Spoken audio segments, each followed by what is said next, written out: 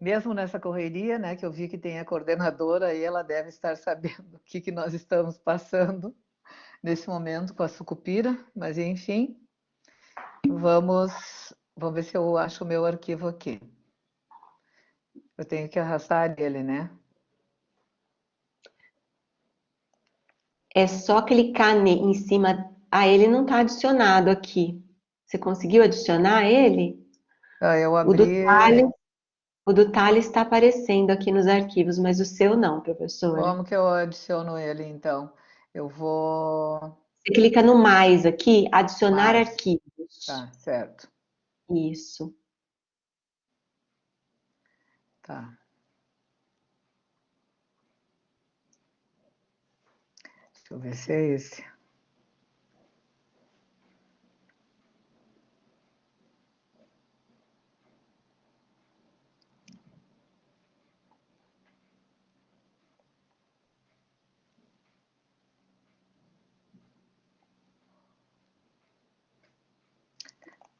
Agora eu clico nele. Compartilhar. Isso. Bom.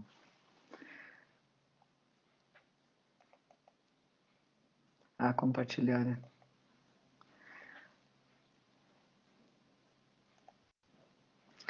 Tá. Apareceu? Sim. Sim. Bom, então,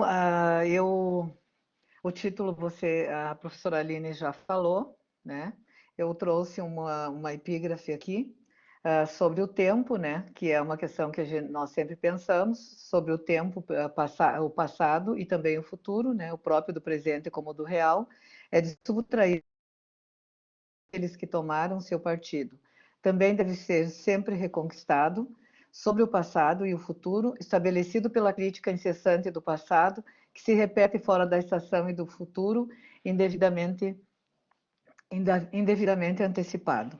Então, eu trouxe essa epígrafe justamente devido ao título, que é Museus em Discurso para Além da História e do Patrimônio Social Histórico, que é o que eu vou trazer aqui. Eu vou lendo e vou passando, então, somente as citações.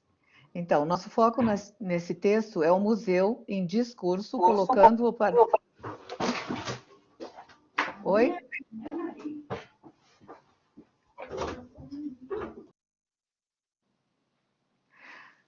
Estão ouvindo? Sim, prof. Ah, eu tive a Alguém impressão estava que... alguém estava com o É, microfone aberto, professora. Pode continuar. bom, Já fechou o microfone. então, nosso foco nesse texto é o museu em discurso, colocando-o para além da história e do patrimônio social histórico. Demanda dessa tomada de posição explicitar, delimitar, circunscrever o gesto interpretativo legitimador da definição de museu que nos interpela como discurso acompanhado do adjetivo restritivo museológico, fincado em acontecimentos já significados, memórias e na textualização do acontecimento que faz é memória. Sublinhamos o acontecimento constitutivo como memória e a textualização que o faz em discurso para sinalizar que os museus, quando em discurso, estão além da história e também do patrimônio social histórico, destacando a textualização, mas não a saturação e o fechamento. Nas palavras de Barbosa Filho, 2016, página 29, o acontecimento já textualizado e já significado é efeito, abre aspas, de uma montagem que inscreve, seja no discurso historiográfico, seja nas políticas de inventário, um efeito de linearidade, um efeito de sequência que não é da ordem do real da história, mas um efeito imaginário, um efeito de arquivo. Fecha.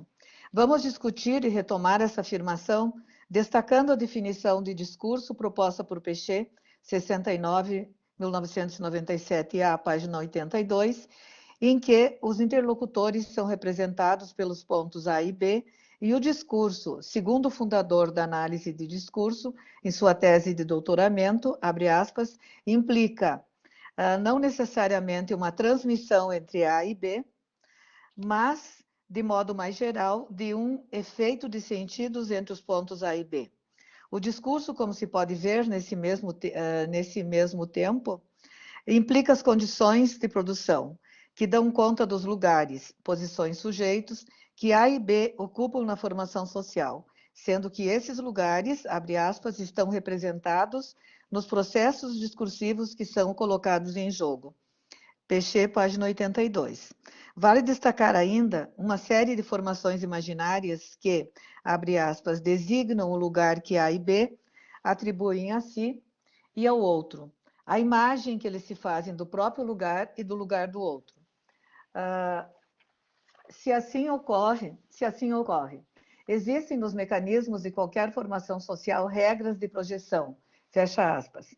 Hoje colocamos que há as condições de produção e o que Orlandi, 99-2002, chama de antecipação, e destaca que se trata da capacidade de o sujeito colocar-se no lugar do outro e escutar o que ele diz e, a partir dessa escuta, redirecionar o seu dizer. Essa é uma das razões para poder dizer que o museu está além da história e do patrimônio social histórico. Nessa mesma direção, dizemos que o arquivo, que faz de um espaço memorial um museu, se constitui pelo efeito imaginário de organização e de saturação. O discurso museológico assenta-se em uma historicidade que decorre de narratividades, nas palavras de Orlandi, 2016, página 106, como a maneira pela qual uma memória se diz em processos identitários, apoiados em modos de individuação do sujeito, afirmando, vinculando seu pertencimento, sua existência a espaços de interpretação determinados, consoante a expectativa a específicas práticas discursivas. A narratividade do discurso constitui-se de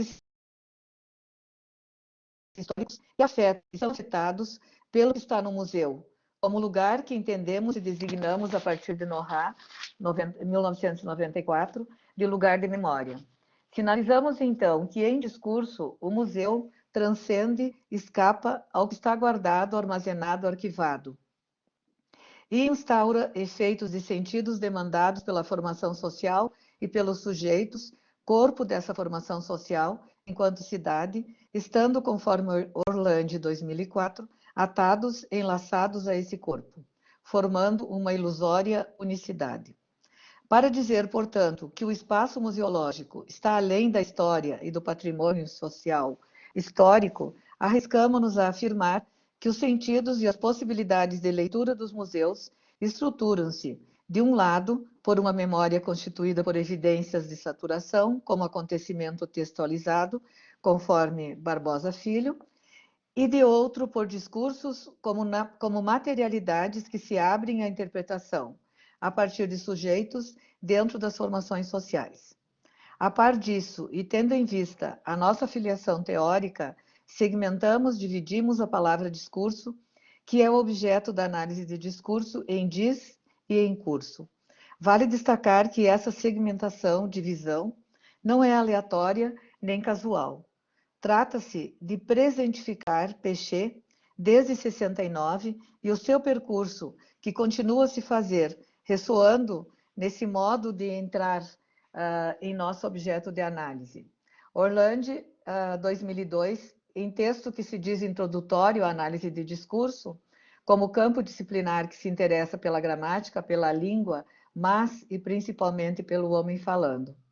Assim destacamos o diz, referindo ao movimento por entre, e o curso, a presentificação do percorrer do movimento. Sublinhamos, então, que o discurso não significa em si e por si, de forma estanque, tendo em vista que está sempre a se fazer, constituindo-se em relação a e abrindo-se para o mesmo e também para o diferente. Ressoa pela palavra curso que vai para além do acontecimento e do documento, e na história instaura a historicidade e no discurso a discursividade. Na esteira de Peixe, 97, Orlandi, 2002 e demais analistas de discurso afirmam um posicionamento acerca do museu como afirmamos, na esteira de Peixe e Orlandi, um posicionamento acerca do museu como sendo uma discursividade instituída para além da história do patrimônio social histórico e, ao mesmo tempo, manifestamos e fazemos coro à impossibilidade de fechamento dos sentidos. Nesse funcionamento, dizemos que no museu, como espaço-lugar não positivo, habitam memórias inscritas na história, disciplina de interpretação, mas também os discursos constituídos por efeitos de gerenciamento desses espaços, instaurando efeitos de fechamento dos sentidos. Nossas questões, a partir do que deixamos em suspenso, são: como e que redes de memória fazem do museu um lugar além da história e do patrimônio social histórico? E como se constituem essas redes de memória que estruturam o museu como uma materialidade em discurso? Nosso percurso dar-se-á por meio de uma parte teórica e de movimentos analíticos que se realizam em torno do Museu do Holocausto, considerando a sua proposta voltada para o ensino e para a defesa da memória. Pelo enunciado, sempre vamos lembrar. Nessa perspectiva, o arquivo e a sua organização é constitutivo e constituidor dos museus, sendo impossível prescindir dos critérios da organização dos acervos e da reserva técnica, pautada em memórias, em lugares e em sentidos do patrimônio. Os arquivos consideram todas essas idiosincrasias dos museus como guardadores de memória e como lugares dessas memórias. O museu, conforme temos reiterado nesse texto, constitui-se de acontecimentos que vêm da história e precisa fazer sentido na formação social. No entanto, à medida em que há o investimento do próprio museu no modo de narrar-se, de dizer quais são os seus objetivos, a construção e a visibilidade dessas memórias que o constituem. A organização museológica não prescinde da história, mas não mais na história pautada em nomes, como afirma Rancière, 94, página 12. Trazendo para dentro do fazer histórico a rotina, a vida, lançando essa rotina para a ordem da intenção, fazendo com que o que está no museu seja um a mais. Conforme Venturini, 2021, abre aspas, o historiador inscrito nessa nova visão de história não a escreve a partir de nomes, mas de acontecimentos anônimos por um fio que se liga ao passado e se inscreve no presente pelo efeito de verdade e com o futuro pelo devir. Fecha aspas. Ressoa desse modo o horizonte de expectativas, Kozelek, 2006, a partir do qual os historiadores escrevem a história e os sujeitos à formação social a significam, muitas vezes, a partir do museu. O passado, conforme Legoff, 93, se constitui pelo efeito de estagnação, mas o presente e a atualidade ressignificam o acontecimento e a memória histórica. Essas noções contribuem para a compreensão da história, que se realiza como uma versão, segundo Paul Veyne, e isso significa destacar a organização, a valoração e a importância dos acontecimentos que, textualizados, constituem-se em discurso e fazem com que precisemos destacar a reorganização dos acontecimentos, o trabalho da atualidade, já que o passado, matéria-prima dos museus históricos, é importante para os espaços museológicos e continua sendo fundamental no eixo da formulação. Paul Veyne conclui em termos do discurso da história, dizendo que dado que não podemos fazer dizer a história mais do que dizem os documentos, apenas nos resta escrevê-la como sempre se escreveu, com as desigualdades do tempo que são proporcionais à desigual conservação dos vestígios do passado. Abreviando para o conhecimento histórico, é suficiente que um acontecimento tenha tido lugar para que seja bom sabê-lo.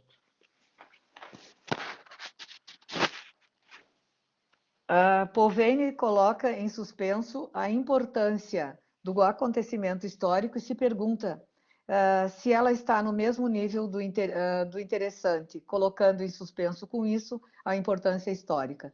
Com isso, dá visibilidade à interpretação e à possibilidade, como dizemos em análise de discurso a partir de Péchet, Orlandi e outros estudiosos, de os sentidos serem sempre outros. A condição imposta pela história é, em síntese, de a narratividade pautada em documento e da escrita apresentando marcas que possam ser averiguadas. Desse modo, uma possível aproximação com a análise do discurso está na relação da história como interpretadora da formação social.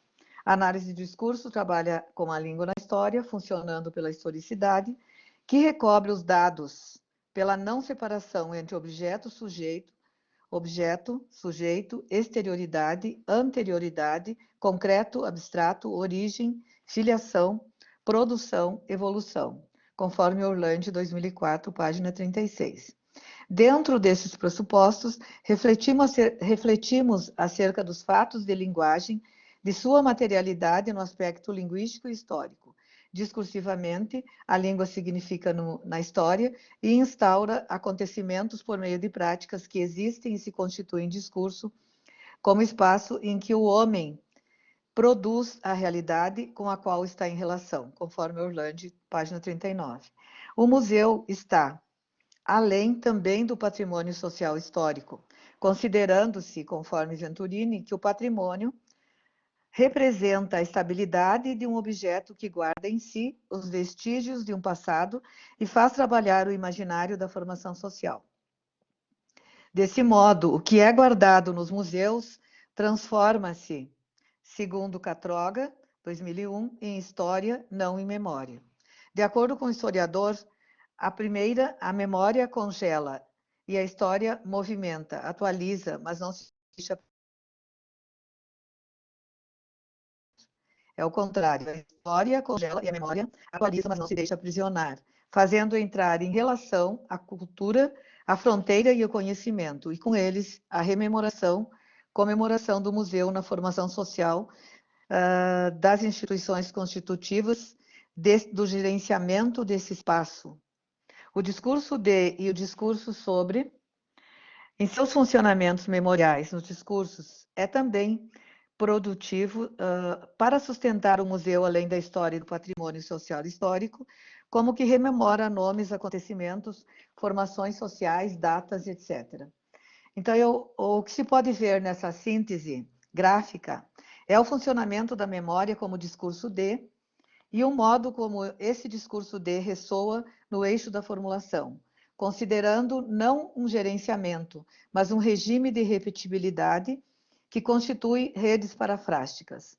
Nessas redes, a repetição não significa o mesmo, de acordo com Péchet, 1983-2002, e pelos domínios de memória que convoca e faz trabalhar, rompendo com o já dito e constituindo efeitos e sentidos que independem da intencionalidade do sujeito.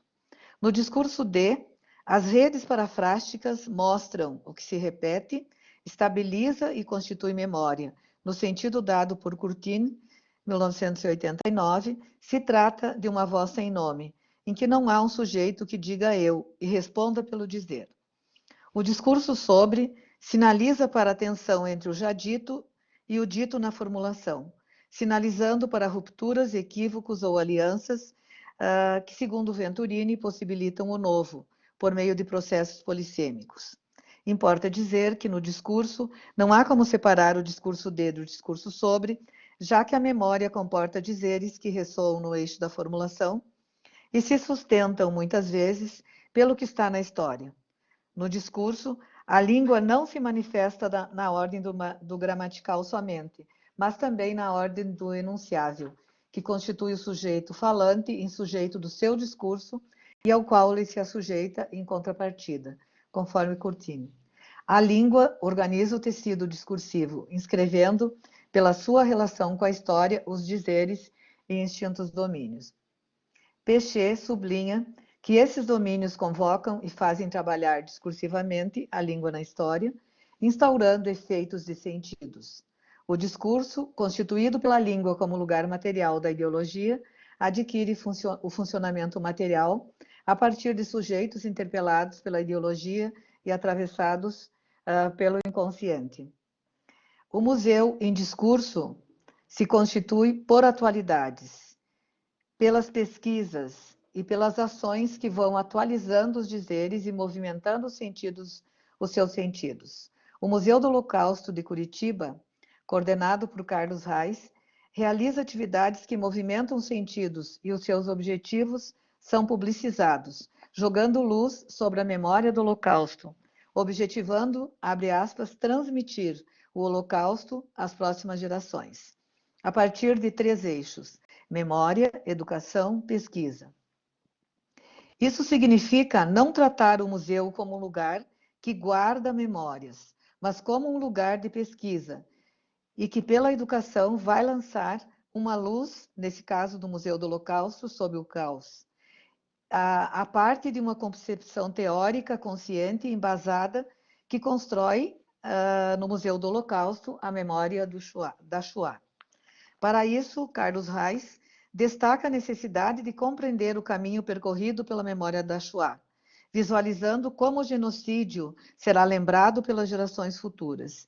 Essa visualização, de acordo com o autor, vai permitir ajustar essa memória, fazendo correções de rota necessárias para, abre aspas, que a memória do Holocausto seja construída de forma mais consciente e justa possível, para que todos os descendentes, sobreviventes e comunidades de seres humanos não esqueçam de praticar a igualdade. Os idealizadores do projeto veem a necessidade de que a memória da Shoah seja mais racional e menos instintiva, e faça justiça ao legado deixado pelos descendentes. Na Unicentro, aprovamos junto à SETI o projeto o Museu do Holocausto como uma luz do caos, que se propõe a realizar parceria entre a Secretaria Regional de Educação de Guarapuava e o Museu do Holocausto, visando a colaborar com o projeto educacional do museu, mostrando que as grandes tragédias têm origem na desigualdade e na indiferença que provoca a exclusão e muitas vezes a morte de seres humanos, através de atividades que incluem diferentes materialidades discursivas, tais como obras literárias, filmes, documentários, textos teóricos, criação de peças teatrais, amostras de artes, documentários e vídeos que deem visibilidade às minorias, reforçando a inclusão e a valorização das pessoas, ajudando-as a valorizarem seus semelhantes e a se valorizarem também. Já estou concluindo, não sei quanto tempo tá. Tá ok, tranquilo, professora. Tá bem, não quero ultrapassar. Então, o museu mantém um Facebook, faz lives frequentemente, convida pessoas, discute formas de atuar na comunidade para que não voltem a acontecer tragédias como o Holocausto, e com vistas também a promover a inclusão e a impedir que voltem a acontecer essas tragédias.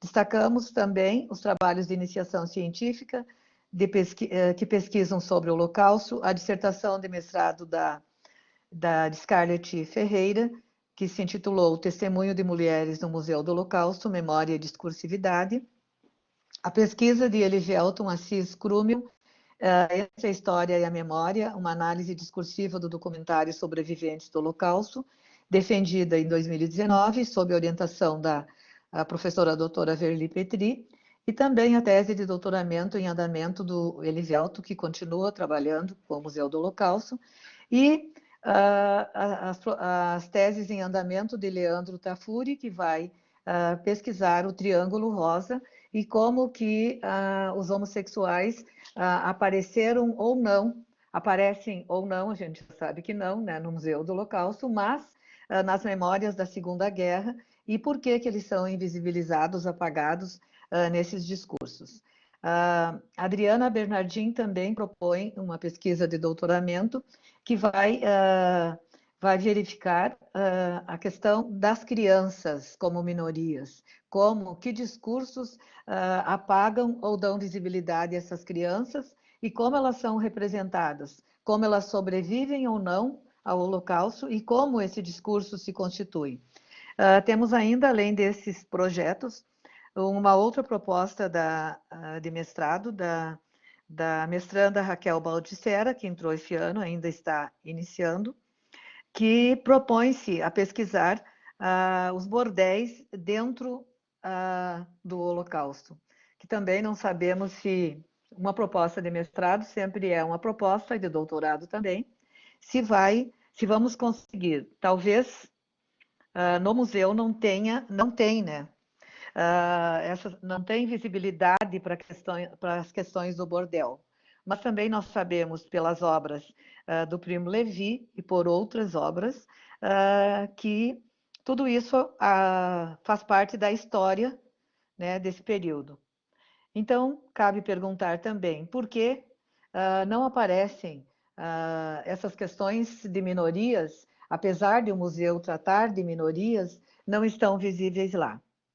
Então, essas pesquisas, além desse projeto aprovado pela SETE, movimentam os sentidos desse museu em particular e também de outros museus, fazendo com que a história seja pano de fundo e seja vista ainda e sempre como uma disciplina de interpretação, que depende do horizonte de expectativa do sujeito, que se assenta em acontecimentos, mas os interpreta e diz sobre o museu a partir da sua posição sujeito. Além disso, os museus relacionam-se com o seu entorno, com as instituições que sustentam e legitimam o seu funcionamento.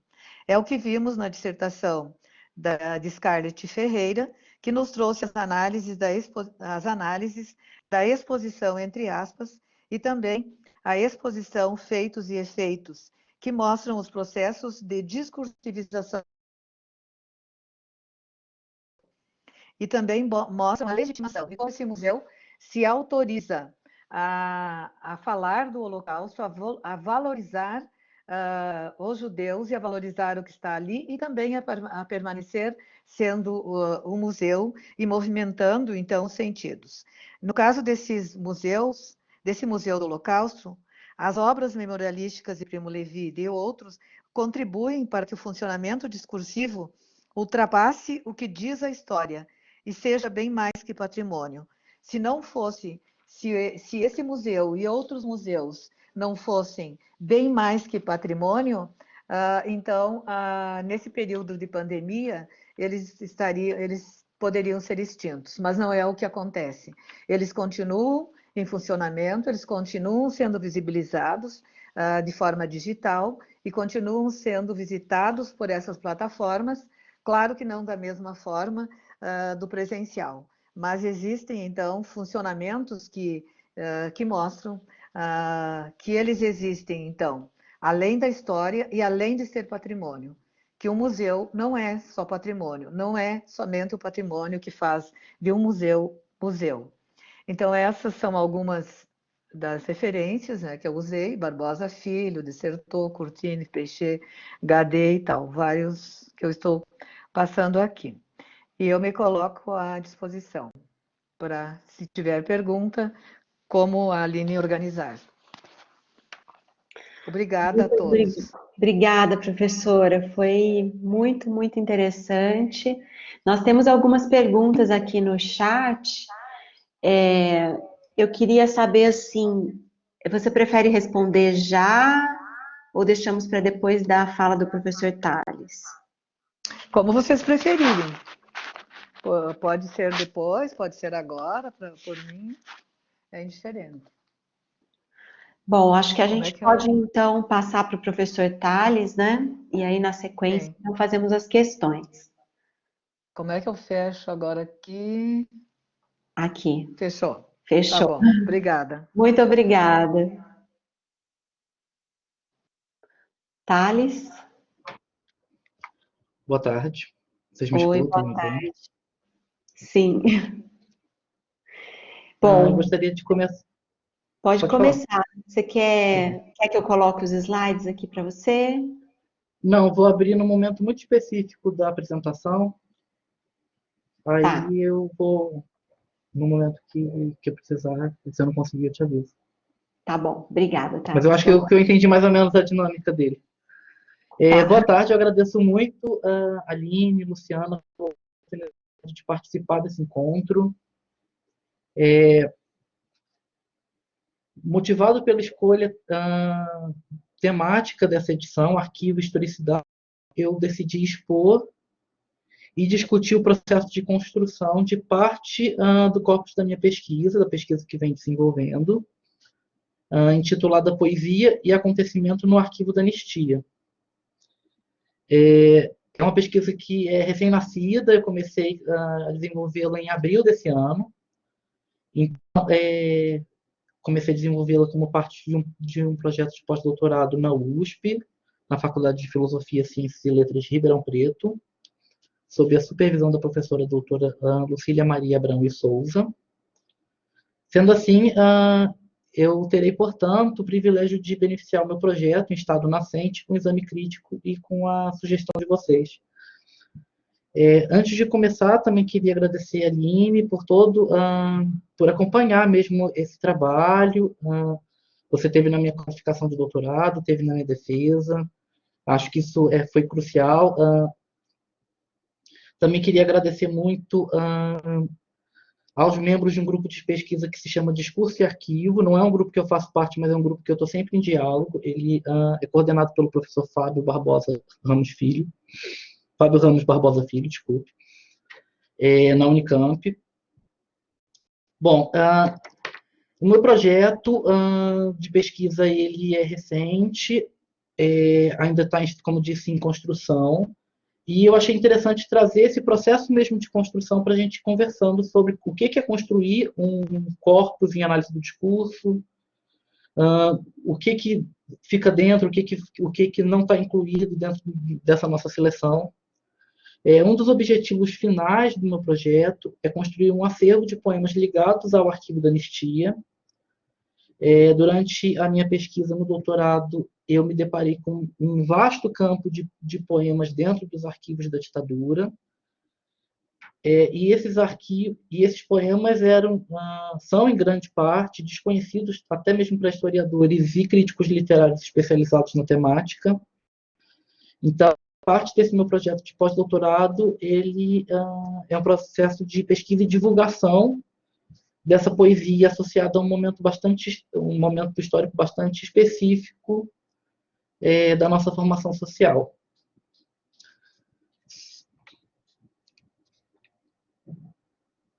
Vocês me escutam? Tá tudo certo? Sim, Thales, estamos te ouvindo.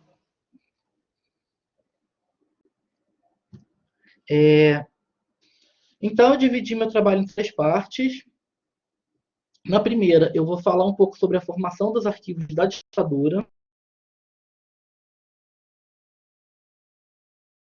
política.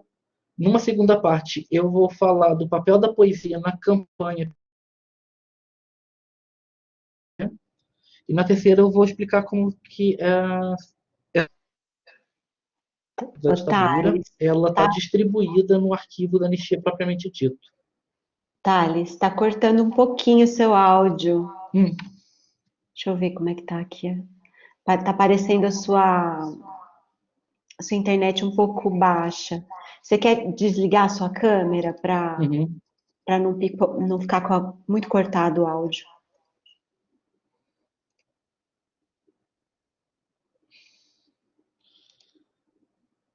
É só desligar a Talvez câmera. seja o caso de eu entrar de novo. Não, se você desligar a câmerazinha, daqui a pouco, a hora que sua internet melhorar, aí você liga novamente. Uhum. Eu te aviso. Certo. Tá certo.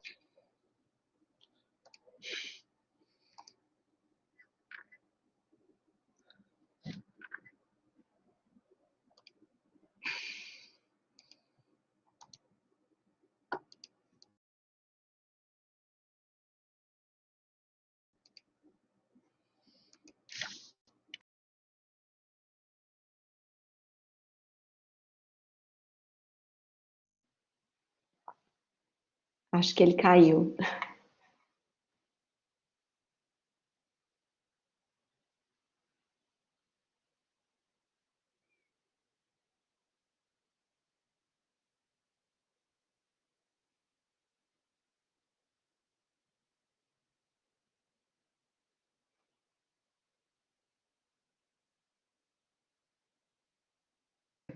Você quer que eu vá respondendo enquanto ele não entra? Estava pensando nisso, professora. Acho que seria interessante, né? É, porque senão fica aqui paradinho daí, né? Bom, Sim. então, você quer fazer as perguntas ou eu vou lendo aqui? A professora Luciana, né, nossa coordenadora, perguntou, falou para dizer um pouco mais sobre discurso de e discurso sobre. Sim. Ah, então, isso aí é uma coisa bem, uma coisa que dá sempre, por exemplo, quando eu mando um artigo, um resumo, alguma coisa, agora não, mas inicialmente era assim. Ah, eu colocava discurso de quê? Discurso sobre o que agora também não. Bom, quando eu comecei a escrever a minha tese, né? Então, quando vocês sabem, quando a gente começa a escrever uma tese, é sempre um problema grande até você chegar a essa tese, né? Então, eu comecei a ler outros, por exemplo, Pierre Nora e ver, e daí eu vi que ele diz que a questão da comemoração não pode ser gerenciada e não é fechada, e quando você está comemorando algo, a formação social está comemorando, mas nem todos estão comemorando. Sempre há algo ali. E que a comemoração, ela faz sentido se ela tem a sustentação de um discurso anterior, de um discurso que vem antes. Então, naquele período, eu vi da professora Eni Orlandi, que ela falou de discurso D, lá no livro Terra à Vista, e ela fala como polifonia, né, que discursos que vêm de vários lugares. E também eu olhei o texto da professora Freda, que até ela tem agora o livro novo, Discurso do e Sobre, em que discurso de e sobre são discurso que vem de um lugar, discurso que é sobre, né? E eu pensei nessa questão das memórias que retornam, que tem que sustentar um discurso.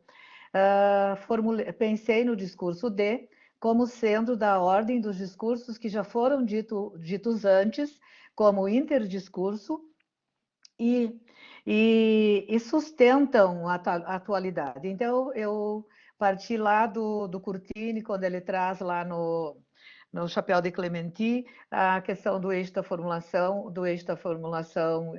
e do não, do eixo da Constituição e da formulação, e também trazendo junto o SOCIR, né, como o eixo da associação e o eixo como nós dizemos, o eixo vertical e o eixo horizontal.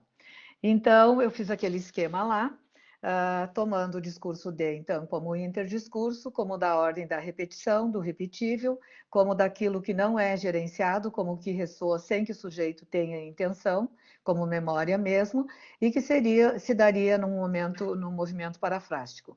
E o discurso sobre como atualidade, que é atualizado por esse discurso de. E nesse esquema, como eu apresentei ali, eu coloquei que a atualização se dá pela memória discursiva, que é aquilo que é mais setorizado, mais territorializado, né? Então foi assim que eu pensei. E é assim também que eu continuo pensando, e por isso que eu digo, né, que o museu é mais do que história e também mais do que patrimônio. Porque a história, sendo uma versão, ela sustenta o museu. Ele não pode existir porque alguém inventa de dizer, agora eu vou criar o museu tal, se esse museu não se legitimar.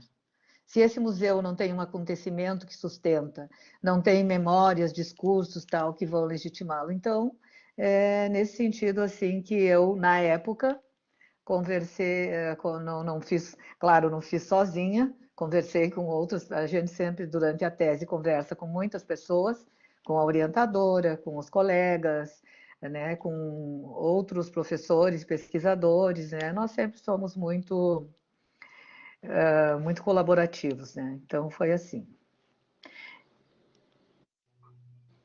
Obrigada, professora. Muito interessante essa articulação, né, da Constituição e formulação com o discurso de, né, discurso sobre. Professor Tales, Peço desculpas pelo imprevisto, essas coisas de fato, o virtual imagina, prega essas peças na gente, né? sim. Bom, eu não sei em qual momento o meu áudio deixou de funcionar. Ele começou a cortar, você estava falando das divisões, né, que você tinha dividido o Uhum, seu texto em uhum. três partes. Só para retomar o fio da meada, esse trabalho ele faz parte do meu projeto de pós-doutorado. Um dos objetivos desse projeto é construir um acervo de poemas ligados à anistia, ligados a esse momento bastante específico da nossa história, e dividir esse trabalho para hoje em três partes. No primeiro, eu vou falar um pouco sobre as formações dos arquivos da ditadura, principalmente no contexto da abertura política, ou seja, no final da década de 70. Numa segunda parte, eu vou falar do papel da poesia na luta e na campanha pela anistia política.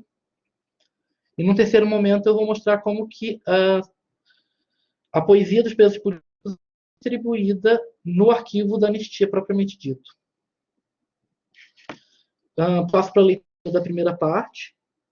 Hoje abordarei a poesia dos presos políticos nos arquivos da ditadura militar brasileira, sobretudo os materiais poéticos relacionados à luta pela anistia, tal como ela se organizou no final da década de 70.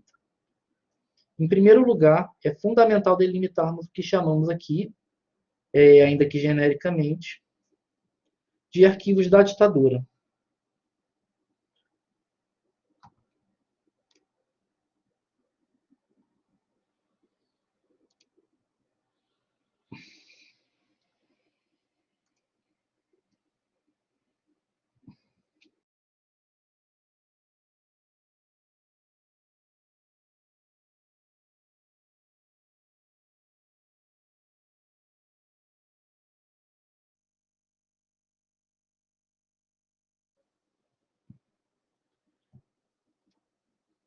Eu tive um problema de conexão de novo.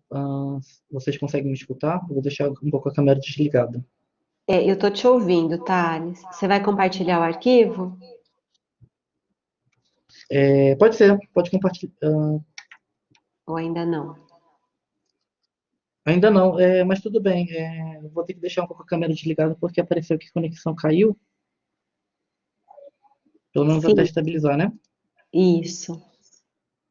Bom, em primeiro lugar, é fundamental delimitarmos o que chamamos genericamente de arquivos da ditadura, na medida em que tal expressão se refere a um campo muito mais amplo do que os arquivos que pertenciam aos órgãos responsáveis pela repressão política, como o arquivo das Forças Armadas ou o arquivo das instituições policiais.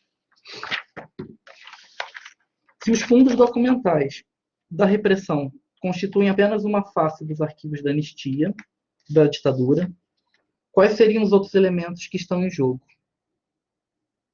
Bom, no livro A Literatura como Arquivo da Ditadura, Eurídice Figueiredo nos oferece uma primeira tentativa de resposta, uma possível entrada para compreendermos o funcionamento do conceito de arquivo, tomando ele em seu sentido mais amplo. A autora ela elenca quatro vetores que se combinam no constante trabalho de desconstrução e de reconstrução de um dado acontecimento histórico.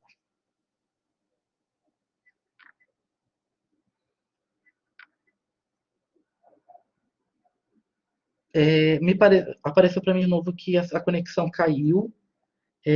Realmente eu posso tentar trocar de aparelho. Thales, a gente está te ouvindo. Se começar Então a tá bom. cortar o seu áudio, eu te aviso. Obrigado. Há quatro vetores que estão em jogo no constante trabalho de desconstrução e reconstrução de um dado acontecimento histórico.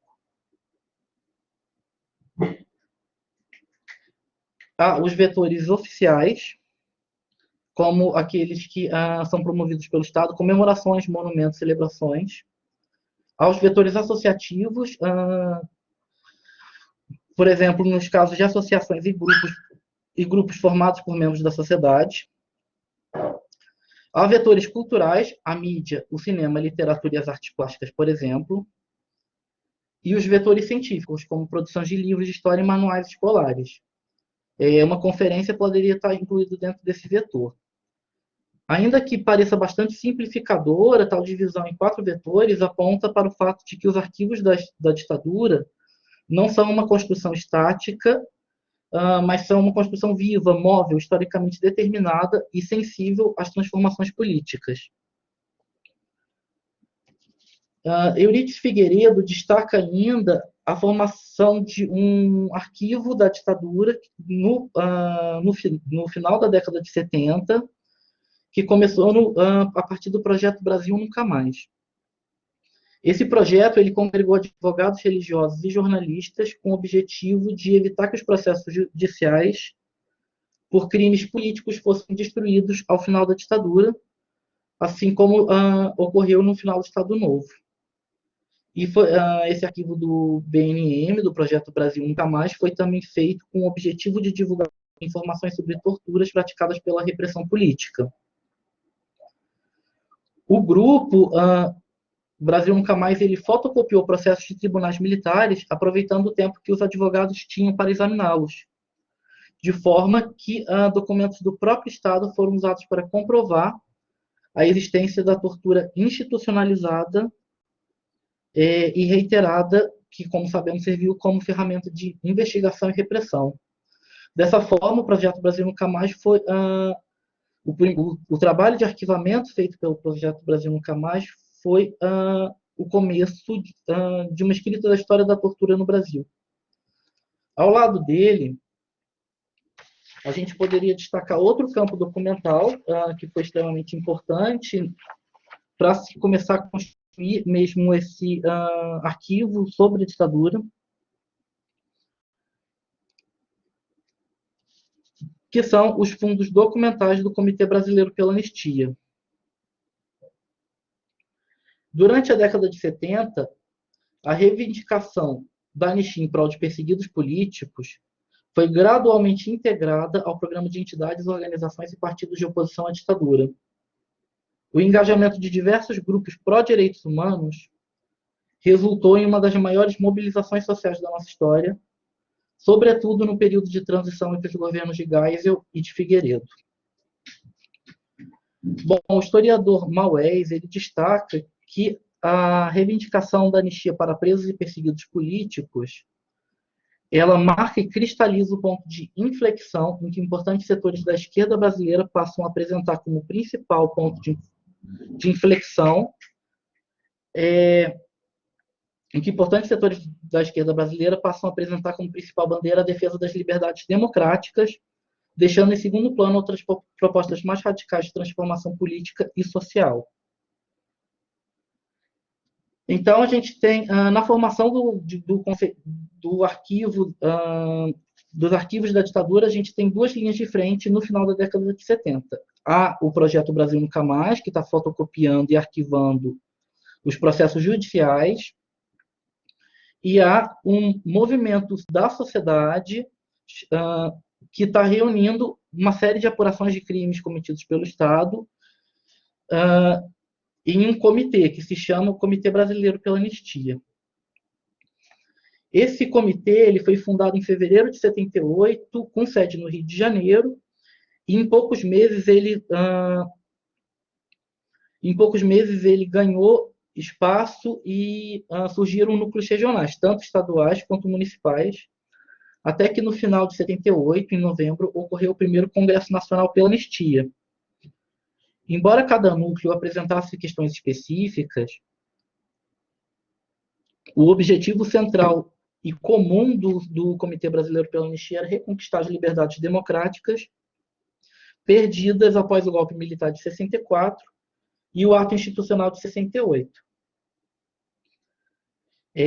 esse comitê ele estava afetado pela revolta coletiva contra a censura e a repressão, e o movimento ele operava com diversas demandas, por exemplo, como o fim dos processos políticos da Lei de Segurança Nacional, a denúncia e a apuração das violações de direitos humanos e o direito à livre organização partidária e sindical.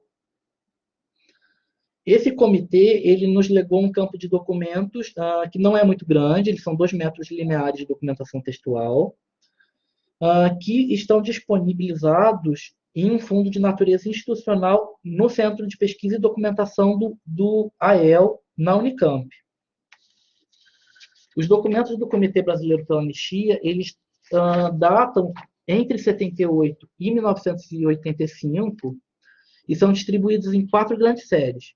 A primeira é a série Produção, que tem os documentos administrativos do comitê. O segundo, intitulado Presos Políticos, ele diz respeito tanto à produção dos presos políticos quanto à produção sobre os presos. A terceira série se chama Manifestações de Apoio, e traz, por exemplo, o papel das igrejas e de outras entidades na luta pela anistia. E, por fim, a gente tem uma série chamada Eventos, que reúne a documentação dos 2 encontros nacionais que o Comitê pela Anistia realizou no Brasil. Na medida em que eu pesquisei nesse arquivo, eu descobri nele uma série de poemas, o que me chamou muita atenção, porque esse arquivo é um arquivo administrativo, burocrático, mas que, ao mesmo tempo, apresentava diversos poemas, a grande parte deles feitos por presos políticos. E eu descobri, igualmente, que esses poemas, eles quase nunca, em sua maioria, eram inéditos e quase nunca tinham sido inéditos e desconhecidos, por exemplo, da crítica e da historiografia literária. A minha conexão está ruim, está boa? Como é que vocês estão? O áudio tá bom, a gente está te ouvindo bem. Aqui aparece que tá com 2 tracinhos só. Não sei se vai segurar com a câmera. Quando eu tento abrir a câmera, ele já desliga automaticamente. Bom, eu vou seguir então. Um exemplo. Então, a primeira pergunta que eu fiz, frente a essa poesia que rompia nesse arquivo, era qual é o lugar da poesia no arquivo? Qual é o estatuto da poesia e do que ela apresenta em relação aos outros enunciados que podem ser recortados nesse arquivo? Uma questão que me chamou muita atenção e que é uma entrada de análise que eu tenho feito é da relação entre anistia e liberdade. E a gente poderia, inclusive, pensar que isso é um acontecimento discursivo próprio ao período da abertura, essa correlação, essa substituição sinonímica entre anistia e liberdade. Eu entendo o acontecimento discursivo, segundo Pecheux, em estrutura acontecimento, como uma desestruturação, reestruturação das redes de filiações sociohistóricas já dadas. Essa conjuntura, ela apresentou uma relação inédita entre anistia e liberdade. E, ainda com Pecheux, a gente pode pensar que liberdade não é uma palavra qualquer, mas ela está no centro da Revolução Burguesa. Ela está no centro do modo de produção capitalista. E funciona para o Pecheux como um objeto paradoxal, que é estruturado segundo relações de forças heterogêneas, móveis e historicamente determinadas. A palavra liberdade, ela vale diferentemente de acordo com a posição daqueles que falam, de acordo com as conjunturas. Mais do que equivaler à significação política de anistia de liberdade, o nosso aporte teórico-metodológico permite indagar, inclusive, as múltiplas formas de inscrição da materialidade da língua na discursividade do arquivo. Por exemplo, uma variação simbólica, léxico-sintática, que acontece muito frequentemente é o par liberdade e libertação. E é muito interessante, porque a gente está falando libertação e liberdade, eles aparecem, por exemplo, nos seguintes enunciados. Não queremos liberdade pela metade. Isso era contra a anistia proposta pelo governo. Poemas do cárcere e da liberdade. Ou seja, aqui liberdade já está ligada à ideia de uma libertação do preso político. Na luta por liberdades democráticas. a ampla campanha pela libertação dos presos políticos. Um exemplo do jogo entre anistia e liberdade pode ser lido, por exemplo, na conclusão de um poema feito por Maria Cristina Ferreira de Oliveira, presa política que na época cumpria uma pena de 12 anos na penitenciária de Talavera, Brússia. Ela escreve: dias de cadeados trincados, anistia. Dia de certezas no horizonte, anistia. Dia de flores novas nos cemitérios, anistia. Dia de emoções nos reencontros, anistia. Dia de liberdade construída, anistia. Dia de anistia, anistia, anistia. É interessante notar como a liberdade construída ela aparece como um efeito de toda uma rede parafrástica que se estrutura verso a verso. Além do fato de que a poesia permite uma repetição quase exaustiva mesmo da palavra anistia, produzindo diferentes efeitos de sentido. Bom, devido à mobilização popular a favor da anistia, o Estado foi pressionado a atender certas demandas, como a libertação dos presos políticos e o retorno dos exilados. No entanto, é importante distinguir a campanha pela anistia que foi promovida pela sociedade civil, que era uma campanha que defendia a apuração, por exemplo, dos crimes do Estado, da lei da anistia, que porta o mesmo nome, e que foi redigida e sancionada pelos agentes do Estado autoritário em agosto de 79. Ao apropriar essa palavra anistia, que era enunciada pela oposição e inverteu seu valor, essa política de esquecimento suscitou um efeito de consenso na memória, como anistia igual esquecimento, anistia igual impunidade, encobrindo a discrepância entre a anistia demandada pelo corpo social e a que foi ofertada pelo Estado. Bom, até aqui a gente tem uma discussão sobre a formação do arquivo, que aconteceu de duas maneiras, desse arquivo da ditadura, que aconteceu na época da abertura, frente ao projeto do Grupo Brasil Nunca Mais e frente ao campo documental do Comitê Brasileiro pela Anistia. Na conjuntura que deu base à formação do comitê, a produção artística era ostensivamente utilizada como estratégia para disseminar o ideário da luta pela anistia em todo o território nacional. Fato que a gente pode, por exemplo, reconhecer em vários lugares, como, por exemplo, no musical Revolta da Chibata, que trazia o lema anistia ampla, geral e restrita em uma das canções e por isso foi censurado. No espetáculo teatral Revista do Enfio, que era montado pelo grupo Teatro Ruth Escobar. No samba, O Bêbado e Equilibrista, que se tornou uma espécie de hino da anistia. Ele foi escrito por João Bosco Aldir Blanc e gravado pela Elis Regina no álbum Essa Mulher. E em muitos trabalhos do cartunista em fio.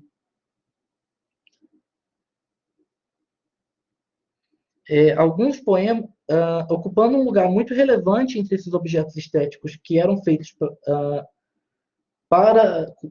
e eram usados na campanha da anistia, a poesia serviu ora como meio de didatização e propagação dos motes pró-anistia, ora como uma forma de denúncia, testemunho e rememoração dos eventos traumáticos da história recente. Eu estou tentando aqui entrar com outro aparelho, vamos ver se eu consigo abrir o vídeo.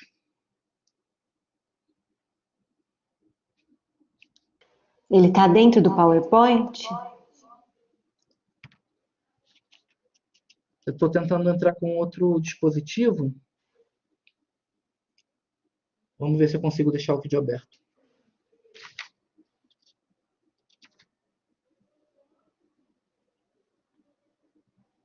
Bom.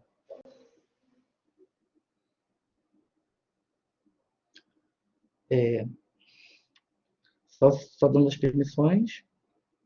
Acho que vai.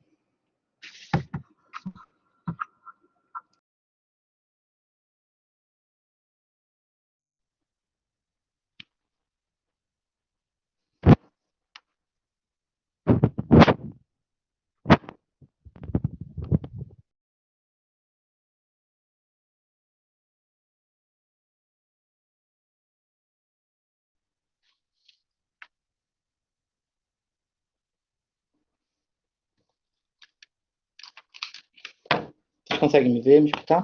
Sim, conseguimos, Thales. Que bom.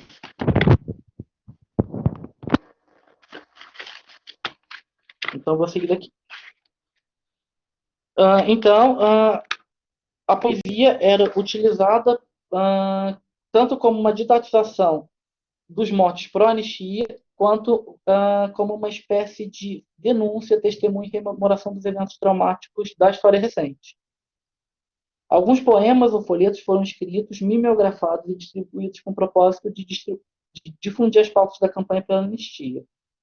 Considerando a função didática e propagandística, não era incomum que essa poesia de circunstância textualizasse literalmente a palavra anistia ou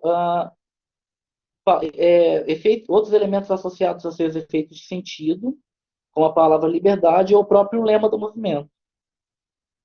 No folheto Anistia Ampla, Geral e Restrita, por exemplo, que foi escrita pelo preso político Aibirê Ferreira de Sá, o autor convoca a classe operária para integrar o novo comitê que era inaugurado em Recife. Ele escreve: companheiros operários, queremos lhe comunicar. Foi fundado em Recife mais um novo CBA. E para melhor entendermos o que isso vai significar, vamos contar em alguns versos o que vem a ser o CBA. Então, a CBA é a sigla de Comitê Brasileiro pela Anistia. Em cada quadra prevalece uma única rima externa entre o segundo e o quarto versos, em concordância com a composição e a sonoridade típica da poesia popular. É interessante notar que a simplicidade com a qual o poeta ele vai selecionando e combinando as palavras, ela remete a um efeito de transparência da linguagem e a uma suposta espontaneidade da criação artística. Tais fatores, todavia, são construções discursivas sustentadas por um imaginário de língua, de cultura, de literatura e de leitor. Sendo assim, não é trivial que essa poesia política panfletária ela privilegie uma dicção poética e uma estrutura muito semelhantes à da literatura de cordel. Esse é um dos eixos de força que a gente encontra entre a poesia dentro desse arquivo. A outra é os textos poéticos que são usados como denúncia, testemunho e rememoração. Eles provêm de diferentes contextos, de diferentes tradições. Consequentemente, eles são bastante heterogêneos quanto aos aspectos temáticos, composicionais e formais. Contudo, a gente poderia falar que é um predomínio de assuntos relacionados à separação amorosa que a ditadura causou, ao luto, ao cotidiano das prisões, às rememorações da vida e das utopias estudantis. Não faltam poemas sobre graves violações de direitos humanos que foram cometidos nos porões da ditadura, como o confinamento, a tortura institucionalizada e o desaparecimento forçado de pessoas. Nessa série, por exemplo, se encontra o poema Canção para Paulo, em que o poeta Alex Polari ele alude ao episódio de captura, tortura, execução e ocultação do corpo do militante político Stuart Angel. Tendo sido torturado ao lado do Stuart, o poeta, ele também foi uma testemunha ocular e auditiva do suplício. Amarrado à traseira de um carro, o desaparecido foi arrastado no pátio do bar do Galeão e forçado a respirar os gases do escapamento, fato que o levou à morte. Uma das suspeitas em torno do desaparecimento do Stuart Angel é de que seu corpo teria sido lançado de helicóptero na escuridão do mar, num ponto indefinido.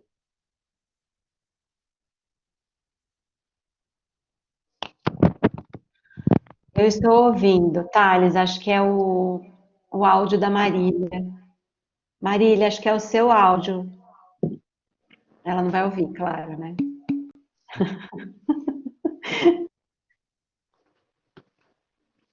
Bom, então o áudio está funcionando. Então, face a esse horror que transborda os cercos da vivência individual e particular do poeta, quando ele faz um poema em homenagem a esse desaparecido, ele transmite uma experiência histórica de exceção e de horror que também diz respeito, que também concerne a nós, que concerne aos outros presos políticos. O vínculo entre a literatura de teor testemunhal dessa conjuntura e a luta pela anistia nem sempre é explícito. mas ele é necessariamente determinado pela forma como esses escritos eles foram selecionados, classificados e distribuídos na tessitura do arquivo. E aqui eu falo arquivo tanto para os poemas que estão nos fundos documentais, quanto para a própria. Eu me refiro ao arquivo também dos editados, já que é um processo de composição material desses livros, incluindo seções que geralmente são consideradas como paratextuais, como capa, ilustrações internas, quarta capa, prefácio e dedicatória. Sem dúvida, a poesia dos presos políticos ele constitui o bloco mais expressivo entre os poemas de teor testemunhal disponíveis no arquivo da Anistia. Seja porque sua produção e circulação foram radicalmente intensificadas por um acontecimento histórico específico, que foi a greve de fome nacional pela anistia que os presos políticos fizeram em 79, com destaque para a greve nacional de fome do presídio Frei Caneca, que demorou 36 dias, seja porque muitos dos poetas vieram a publicar depois da promulgação da lei da anistia e da queda da censura prévia, ainda no ano de 79. Não por acaso, os dois livros de poesia que foram incluídos pelo historiador Fernando Maués, no seu artigo Livros na Campanha pela Anistia, são obras de autores que começaram a escrever na prisão sob condições muito análogas. Inventário de Cicatrizes, de Alex Polari, que é esse livro aqui. Não sei se o reflexo vai deixar ver. Que foi publicado pelo Comitê Brasileiro pela Anistia em parceria com o Teatro Ruth Escobar e foi vendido para beneficiar a campanha pela anistia. E esse livro chamado Poemas do Povo da Noite, de Pedro Tierra, que foi escrito entre 72 e 77, dentro da prisão, foi publicado, circulou de forma xerocada em 75, foi publicado na Espanha e na Itália, e então ganhou essa versão em 1979 pela editora Livramento.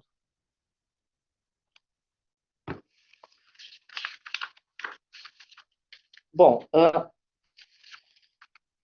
esses livros, eles partilham, apesar dos autores não se conhecerem nessa época, provavelmente não terem se conhecido nessa época, eles têm um percurso muito semelhante. Eles começaram a escrever no começo da década de 70, utilizando materiais muitas vezes precários para a escrita. Eles transmitiram essa poesia de maneira clandestina para fora dos muros da prisão, e a poesia deles circulou fora do Brasil, porque aqui não tinha condições de circulação. A censura ela impossibilitava que essa poesia circulasse. E os dois vieram publicar no Brasil na mesma época, o Alex Polari em 78 e o Pedro Tierra em 79. Eu vou pular uma seção do texto em função do horário, mas ela se refere exatamente a esse fato de que a poesia que está nos arquivos da anistia, ele muitas vezes eles envolvem uma questão que é a da própria escritura no cárcere. Então, uma das questões que envolve é, por exemplo, o fato de que muitos escritores fizeram seus poemas nas paredes úmidas da cela, muitas vezes com letras ilegíveis, de que há algo que está definitivamente perdido e que não faz parte desse arquivo também. Algo que foi destruído no processo, algo que foi censurado. Há ecos poéticos que foram definitivamente sufocados, nunca vindo a público. Então, é muito interessante que os poetas, por exemplo, Alex Polari, ele conta que ele inventou uma tinta com pasta de dente e cinzas, porque ele não tinha materiais mínimos para escrita. Não tinha uma caneta, não tinha um lápis.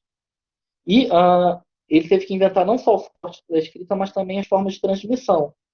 Por exemplo, fazer com que os poemas passassem em folhas dobradas dentro de obras de artesanato em dias de visita, ou, no caso do Pedro Tierra, dentro da caneta Bic.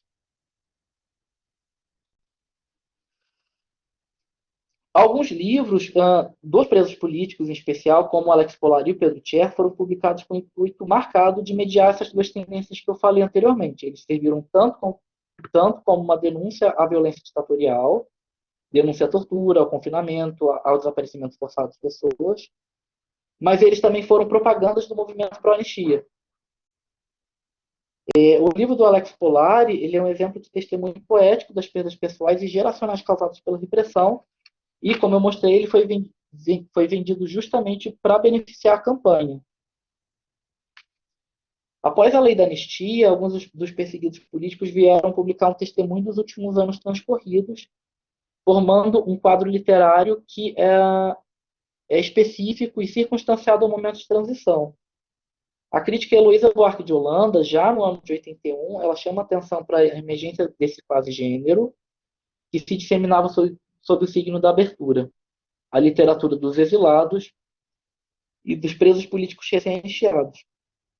É muito interessante que nesse texto publicado no Jornal do Brasil, a Heloísa Buarque de Holanda já chama atenção que essa produção, tanto em poesia quanto em prosa dos ex-presos políticos e dos exilados, anistiados, ela diferia dos gêneros tradicionais narrativos, como autobiografias e relatos, funcionando como uma espécie de depoimento testemunhal que era marcado pela pouca informação original sobre os eventos do passado recente e por uma procura de articulação entre o político e o pessoal.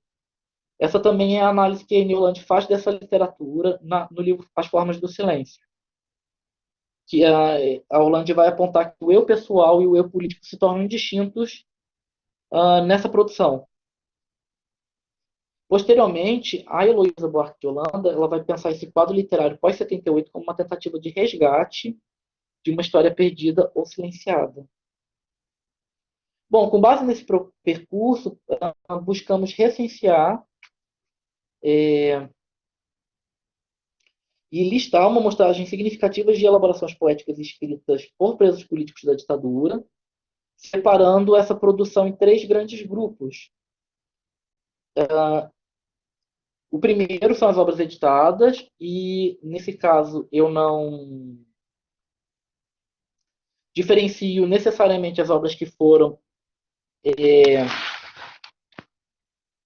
não diferencio necessariamente as obras que passaram por grandes editoras e obras que foram publicadas em encadernações caseiras pelo próprio autor. Então temos esse grupo das obras editadas. Aqui estão a capa dos livros. Eu recolhi 8 livros inicialmente, sendo que esse Poesia na Prisão é uma coletânea. É muito interessante que esse material ele mostra como que no período de 3 anos, no período de 78, 79, 80 e 81, houve uma explosão mesmo de publicações dos autores que eram presos políticos. Curiosamente, quase nenhuma dessas obras ela foi objeto de um trabalho acadêmico e também não entrou para as recensões sobre a literatura de testemunho. Hoje em dia, a Marilúcia Vargas, da UFIGS, ela está organizando esse banco de testemunhos e ela já incluiu alguns desses poemas no site Vozes da Ditadura.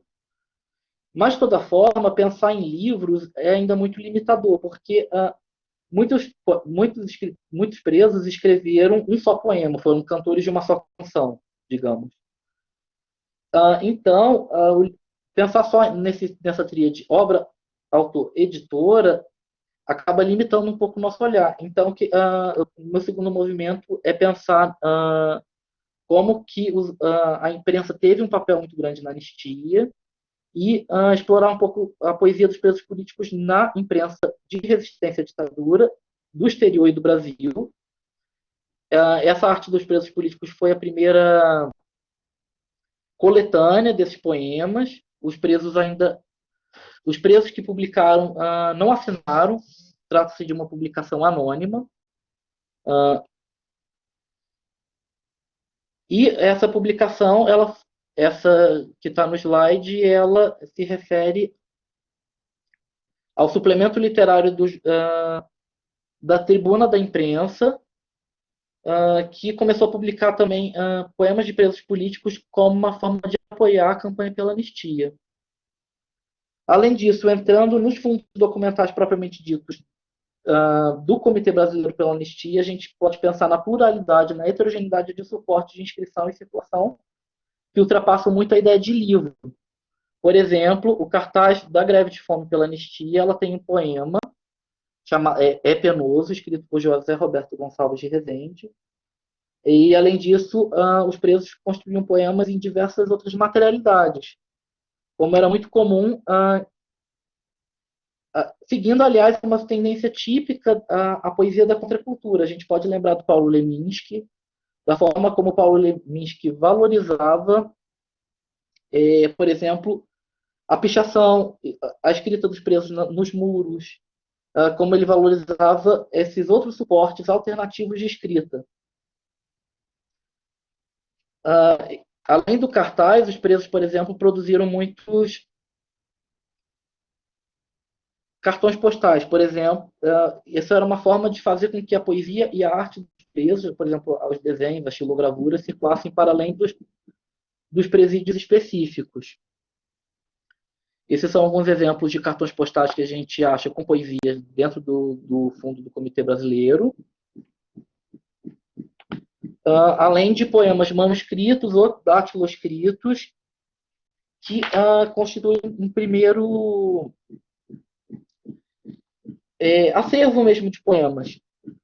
Apesar dos arquivos do Comitê Brasileiro pela Anistia não serem voltados à problemática da poesia, eles têm uma pasta totalmente destinada ao material poético, que é a pasta 42, onde a gente encontra um volume chamado Ecos do Cárcere, de José Emilson Ribeiro da Silva, e 23 poemas numerados e não intitulados de Pinheiro Salles, além de muitos outros poemas manuscritos, datiloscritos e esparsos. Essa é a primeira parte, essa é a primeira recensão que eu fiz da poesia dos presos políticos no arquivo da Anistia. É necessário, quando a gente está às voltas com um material que é novo, um material de arquivo, é muito interessante a gente pensar que é um confronto, de um lado, entre diferentes formas de saturação do arquivo, e de outro, o aparecimento e a escuta mesmo desses traços poéticos singulares que despontam nesse campo de documentos. Diante desse material, eu pretendo destacar as principais tendências formais, composicionais e temáticas dessa poesia e empreender uma análise da relação com o acontecimento entre o acontecimento discursivo liberdade e anistia, com dois acontecimentos históricos, tanto a greve de fome de 79, que ampliou os sentidos colocados em jogo no acontecimento discursivo, quanto o acontecimento histórico da lei da anistia, que apagou, encerrou esses sentidos de liberdade que começaram a circular nessa época. Além disso, meu projeto vai ter o intuito de construir um acervo de poemas sobre anistia, divulgando sob a forma de uma antologia comentada para a comunidade não acadêmica. Esse trabalho ele é muito influenciado, eu não sei como eu paro de partilhar. Esse trabalho ele é extremamente influenciado pelos trabalhos feitos por Alípio Freire, que foi um ex-preso político que, infelizmente, morreu de Covid há um mês. Ele tem um trabalho chamado Um Acervo de Imagens nos Presídios Políticos, no qual ele recolhia toda a produção artística, artesanal, feita dentro dos cárceres. Então, deixo também registrado uma homenagem ao trabalho dele, que, infelizmente, ainda ficou incompleto, ficou por fazer também. Obrigado. Nós que agradecemos, Thales, professora Maria Cleci, agradecemos imensamente as contribuições, nossa, foi muito, muito bom. Temos algumas questões, né? Eu recolhi aqui no chat algumas questões para a professora Maria Cleci, e eu tenho também uma questão para o Thales. Uma questão bastante específica. Primeiro, queria parabenizar, claro, foi incrível uma apresentação, né, as duas apresentações muito, muito boas, muito interessantes. Eu queria saber, Thales, né, você estava falando sobre as vozes da ditadura, né, essa tentativa de reunir num acervo, né, esse material, que seria um material testemunhal, né, pelo que eu entendi, tem essa característica.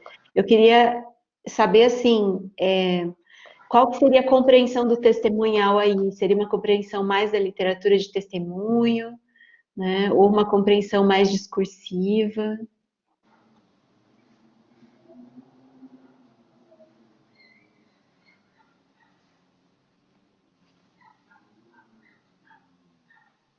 Pode falar. Obrigado, Aline, pela pergunta. Realmente, eu estou ainda às voltas com uma definição de termos, de conceitos. Em primeiro lugar, eu tenho colocado em tensão a categoria literária mesmo, a literatura de teor testemunhal, com uma outra que é a literatura de circunstância.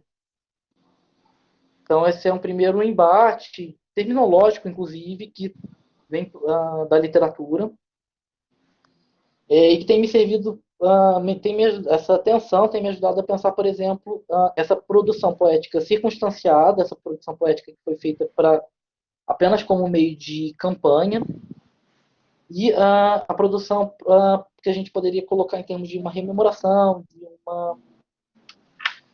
de uma forma de uma tentativa de dar forma ao horror experienciado, a um horror que não tem imagens nem palavras, né? De fato, eu não cheguei a fazer essa entrada pela compreensão discursiva de testemunho enquanto uma prática, mas acho que é um caminho a ser seguido, assim, uma entrada analítica possível. Legal, obrigada, Thales. Temos muito que conversar ainda sobre essas questões. Tem algumas questões que eu recolhi aqui para a professora Maria Cleci, deixa eu ver aqui. O Elivelton, né, parabeniza, né, diz, Cleci, que bela exposição, muito interessante isso que você traz. Pensamos que a memória sobre o Holocausto no museu é construída prioritariamente pelos testemunhos dos sobreviventes, mas as vozes das minorias estão silenciadas. E aí, aproveitando também essa fala, eu tenho grande interesse pelo modo como o testemunho se inscreve nos arquivos, né? E aí eu queria ouvir um pouquinho mais sobre isso, se possível, né, no Museu do Holocausto, né? O que a gente encontra aí a respeito dos testemunhos, né? O que a gente pode vislumbrar e, né, tatear com possíveis materiais também de análise. Sim, o Erivelton tem razão e ele trabalha bastante sobre isso, né? Trabalhou já na dissertação e também já está na tese. A Scarlett também trabalhou, eu e a Verli apresentamos também no SEAD sobre os testemunhos. No Museu do Holocausto, ele se constrói realmente, prioritariamente, pelos testemunhos. E os testemunhos são judeus que sobreviveram ao Holocausto, e daí eles têm uma exposição, inclusive, entre aspas, e estão a fala desses sobreviventes. As minorias, como o Elivelto diz, não estão presentes ali, porque são judeus. Então, pensando nisso, foi que eu também disse que além da história, que o museu está além da história, porque o museu tem uma narratividade, ele tem um objetivo, ele, como também já vem outra depois questão, eu acho, sobre o diretor do museu, que tem essa questão, que escreveu o livro, né, Uma Luz sobre o Caos, e que pauta na educação, no ensino, né, para não voltar a acontecer e para sensibilizar. Não é tanto transmitir, né? E os testemunhos não tem só testemunhos dos sobreviventes, como tem também de grandes personalidades judias. Na exposição Feitos e Efeitos, eles têm o Freud, tem vários assim, e eles recortam. Como se junto com a minha orientanda, que fez análise das mulheres do Holocausto, vimos assim que é como se legitimando essas memórias, dizer, ó, os judeus não tiveram só esses que sofreram, esses sobreviventes, teve também grandes personalidades, né? O Einstein, o Marx e outros que sobreviveram e que influenciaram na produção do conhecimento em todas as áreas. E as minorias não estão mesmo lá. Então, por isso que eu vejo o meu orientando de doutorado, o Leandro, que vai trabalhar sobre o Triângulo Rosa, que ele achou lá o livro, que são dos homossexuais, sobre os homossexuais, que tinham, inclusive, uma estrela rosa, marcando que eles eram homossexuais. Mas isso não há referência sobre isso no museu, porque o museu tem justamente esse objetivo, esse direcionamento de mostrar aqueles que sobreviveram. E o diretor do museu, o Carlos Reis, quando ele faz palestras, ele é muito interessante, assim, principalmente para as crianças. Eu vi em Santa Maria, que houve a exposição, entre aspas, teve um mês lá a exposição, e eu estive lá na época, assisti a palestra dele, é muito emocionante como ele fala, como ele alcança, como as crianças ouvem, porque estava uma sala cheia lá em Silveira Martins, né, de crianças da comunidade de Silveira Martins, e ele contou a história, ele ficou contando de uma senhora que ela veio, que tal, que ela teve um filho, e daí ele disse, o neto dela está na minha casa. E as crianças fizeram, de surpresa, né? Então, assim, como que elas se prenderam nessa narrativa. Então, o modo como eles trabalham no museu, não só com os testemunhos também, porque eles têm lives, eles têm palestras, eles têm ação na comunidade. É muito, muito interessante, muito importante. Mas, realmente, o Elivelto tem toda a razão. E nós trabalhamos, então, assim, o Elivelto também, né, com a Gambin, com a questão dos testemunhos, com a Regine Robin, com essas questões da história, com o negacionismo também em relação ao nazismo que existe, né? E também esses questionamentos sobre a memória. O Primo Levi, por exemplo, diz em uma das suas obras que a verdadeira testemunha é aquela que morreu, aquela que quando ela entrou nas câmaras de gás, ela não pôde voltar e dizer. Então, esses testemunhos, por isso que a gente, né, na análise do discurso, a gente diz a verdade, essa objetividade não existe, porque é um discurso. E o discurso e a memória perpassa toda essa vida, essa vivência, já, essa vida que eles tiveram, aquilo que fez sentido, aquilo que permaneceu. Então, esses testemunhos são emocionantes. Quando a gente lê, entre aspas, o que elas dizem, que a Scarlett, por exemplo, ficou mais, né, em relação às mulheres, uma diz, eu não sei o que eu comi ontem, eu não sei o que eu comi hoje, eu não sei mais o que eu fiz, eu só sei que sou judia. Então, há também essa questão identitária, de ser judia, de preservar essas memórias, né? Então, eu penso que os museus, principalmente os históricos, que são os que eu mais trabalho, né? Eles têm eles têm o seu objetivo, eles perseguem eles têm uma narratividade, eles têm uma construção, uma organização de arquivo, de modo a fazer, a alcançar. E esse imaginário também que a Orlando fala, de ver o que as pessoas querem ouvir acerca disso, daquilo que eles dizem, né? Sim, muito interessante. Eu fiquei pensando, né, a partir das suas palavras, um pouco na questão da transmissão a partir da psicanálise. Não sei se o Thales pode Sim. falar um pouquinho sobre isso, que a pergunta que a Karine fez, né, sobre a transmissão, deixa eu voltar aqui um pouquinho, né, sobre a necessidade de transmitir a história, a questão de a transmissão por meio dos museus. Não sei, me parece que tem algo aí da narrativa, né, que é passível, né, pulsa aí um gesto de transmissão se a gente for pensar a transmissão a partir de uma compreensão mais psicanalítica. Não sei se a professora gostaria de falar alguma coisa sobre isso, o Thales também, se quiser. Se o Thales quiser falar, eu posso falar também, mas se ele quiser falar agora.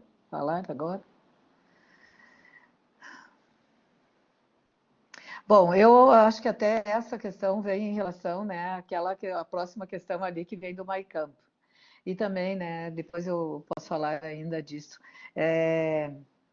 Eu acho que vem também pelo emocional, por esse do sujeito, essa questão mais inconsciente, mais de tocar o sujeito para falar. Você pode falar, Thales, mais se você quiser. Eu acho que esse é um ponto de convergência mesmo do nosso trabalho. Aliás, adorei escutar a sua apresentação, Maria Crescia.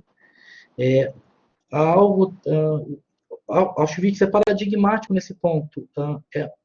Estamos diante de um Auschwitz e os outros campos, e a Shoah, de uma maneira geral, é paradigmático nesse ponto. Estamos diante de um horror tal que não há palavras, não há imagens que possam circunscrevê-lo. E o sobrevivente, ele se vê diante de um impasse. O sobrevivente, também, por exemplo, filhos de sobreviventes, pessoas afetadas pela Shoah, direto ou indiretamente. Não é necessário ter vivido isso, mas experienciado de uma certa forma. A experiência do horror é uma experiência muda. E há um impasse do ponto de vista do sobrevivente, da testemunha, que é aquele que ela tem um dever, ela tem uma necessidade de transmitir, mas ao mesmo tempo é impossível de simbolizar, é impossível de imaginarizar. Esse é o impasse. A literatura, as artes, elas dão forma a essa impossibilidade, a isso que em trabalhos anteriores eu pensei como luto impossível. Esses poemas dos presos políticos, eles são uma tentativa de dar forma a isso que é da ordem do horror. E se a gente volta no testemunho do Primo Levi, isso está em jogo. Se a gente volta, por exemplo, nos testemunhos dos sobreviventes dos ataques nucleares de Hiroshima e Nagasaki, a gente vê como que isso está em jogo. São circunstâncias históricas muito diversas, que têm as suas especificidades, mas que colocam esse impasse na transmissão. Essa necessidade de dizer, essa necessidade de transmitir, em face a essa impossibilidade. Eu acho que o texto da Regine Robin, principalmente a parte quando ela vai falar da Shoah, é muito agudo, ela fala de uma forma muito condensada, mas eu acho que é uma literatura indispensável para a gente pensar essa problemática da transmissão.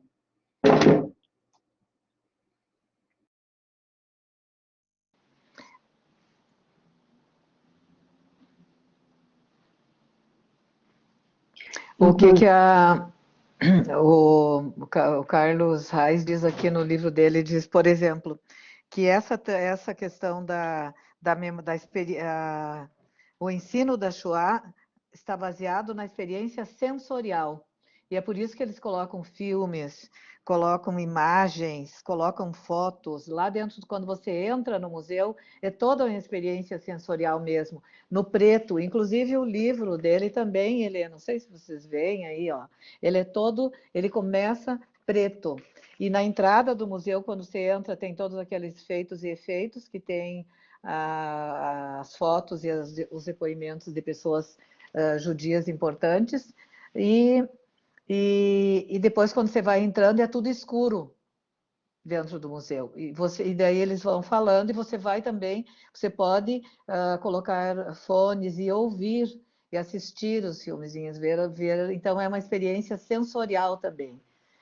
Mais do que de uma questão, uma experiência sensorial com o genocídio, né? Para mostrar essa crueldade. Ele diz que não é para se vitimizar, mas é que para mostrar que se 6 milhões de pessoas morreram, é porque todas as outras pessoas concordaram e deixaram que isso acontecesse.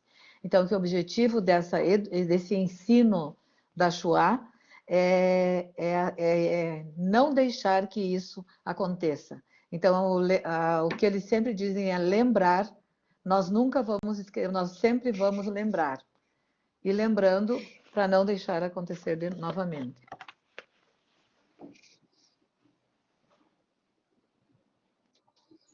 Você quer completar, dizer mais alguma coisa, Thales?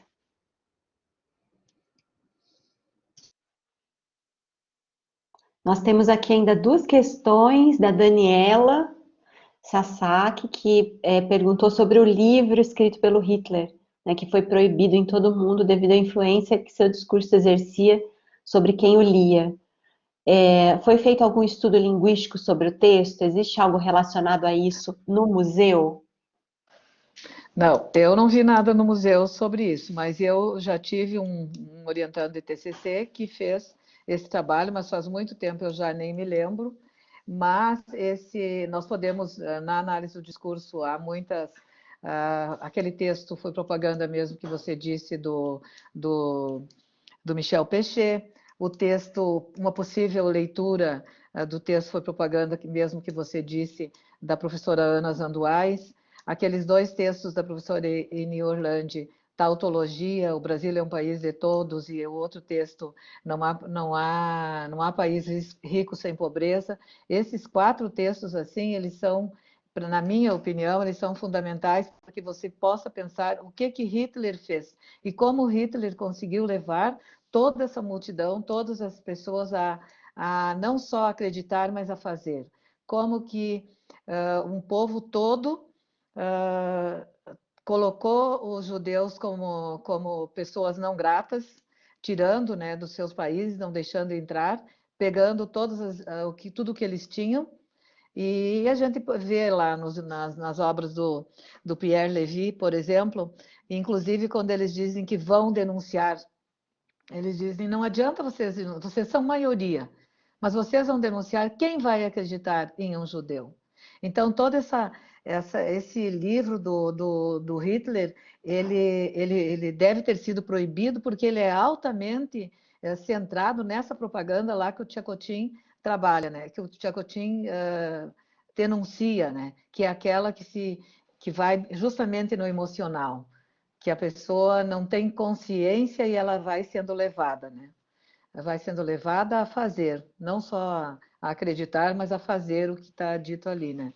E eu acho que seria muito interessante até fazer, mas também é muito pernicioso até um ser tão, assim, tão, que sabe usar tão bem, que usou tão bem as palavras, que levou a uma catástrofe tão grande, né?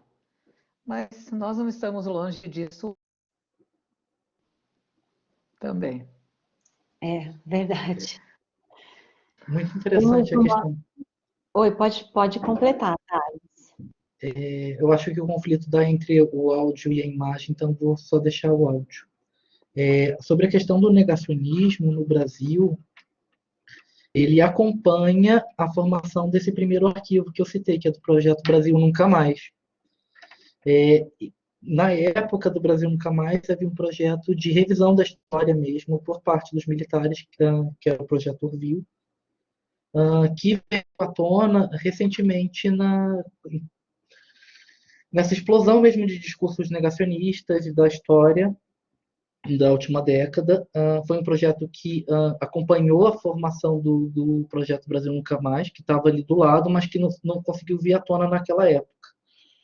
Mas a gente tem uma formação antiga também de um pensamento negacionista que, por exemplo, fala que não houve tortura ou que não, que nem sempre é negando a existência da tortura, às vezes é amenizando mesmo o impacto que isso teve, a dimensão do horror. Então, o horror da tortura, o horror do desaparecimento forçado, ele também aparece com essa figura da negação, né?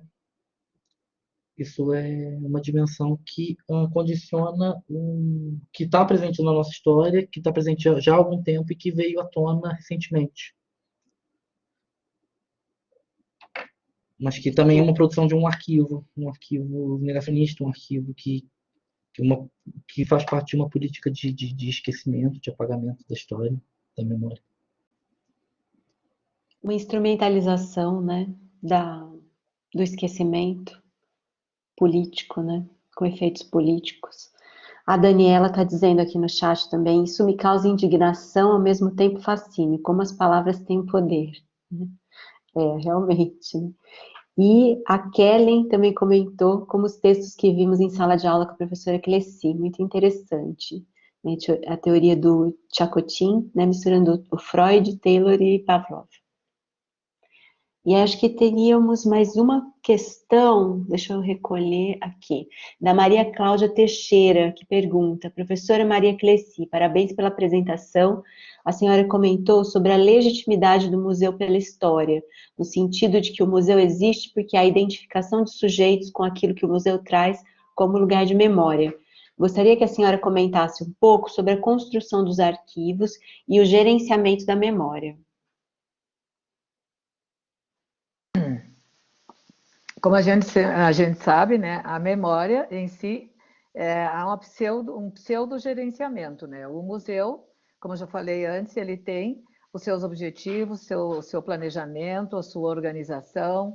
Alguém organiza as exposições, alguém também, não digo uma pessoa, mas um grupo, né? Também o que é reserva técnica, constrói arquivo de acordo com aqueles objetivos dele. Há um efeito de gerenciamento dessa memória. Mas a memória escapa a esse gerenciamento, né? Como por isso que eu já disse, que eu coloquei esse título, quando eu te dei o título, depois fiquei pensando, e agora eu vou escrever sobre isso. Eu tenho certeza por que eu penso isso, mas não tinha escrito sobre isso. Mas, veja, o museu, ele, como eu já falei antes, ele não pode existir se não tem uma razão para ele existir, se não tem, assim como a história, tem um documento, tem um acontecimento, algo que vai legitimar. Mas só que vai além disso, porque depois tem a exposição, tem a construção do arquivo, mas há sujeitos também que vão ler esse arquivo e vão realizar entradas nesse arquivo por diferentes posições sujeitos. E essas posições sujeitos vão direcionar para uma leitura e para outra leitura também. Então, o museu tem o seu direcionamento, a sua construção de arquivo. Ele tem um efeito de gerenciamento, mas ele não consegue gerenciar totalmente, não. Então, eu até hoje, quando eu pensei, que museu eu vou trazer? Vou trazer o Museu dos Suábios, que tem lá em Guarapuava, que exemplifica também muito bem isso. Que eles trazem a história, como que eles vieram, como que eles funcionam, como tal. Mas, e a cidade toda também se reveste de fazer com que esse museu se legitime. A cidade coloca lá os monumentos, lá é uma colônia, né, no caso, dentro de Guarapava, mas daí tem os monumentos que vão, o Museu de Guarapava também, do Visconde de Guarapava, também representa dentro da cidade, a partir de monumentos, o que está no museu. Também reforçando desse modo aquele arquivo que está lá. Mas não vai haver nunca unanimidade nem uma mesma leitura, porque os sujeitos não são sempre, eles são divididos, eles não andam numa direção sempre, né? Então, é isso. Poderíamos falar um dia inteiro sobre isso. Sem dúvida, porque é fascinante, né? Eu, pelo menos, é É, uma temática que me fascina demais. E ainda bem que escapa, né? Ainda bem que os sentidos sim. podem escapar, porque é aí que a gente consegue também produzir os deslocamentos. A Camila, só para, acho que finalizar, né?